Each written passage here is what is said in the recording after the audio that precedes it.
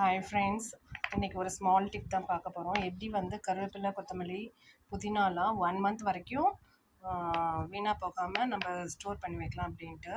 இதை மாதிரி ஒரு பிளாஸ்டிக் நல்லா ஏர்டைட் டப்பாவில் நல்லா ஒரு டிஷ்யூ நல்லா க்ளீன் பண்ணிவிட்டு ஒரு டிஷ்யூ போட்டு வச்சுட்டு, அப்புறம் நீங்கள் கட் பண்ண கொத்தமல்லியை இப்படி வச்சுருங்க ஃப்ரெண்ட்ஸ்.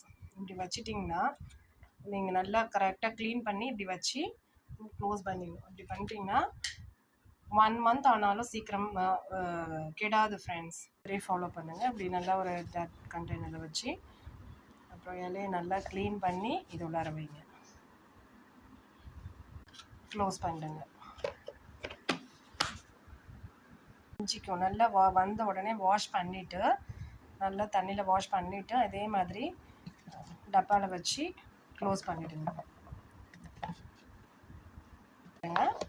1 மந்த் வரை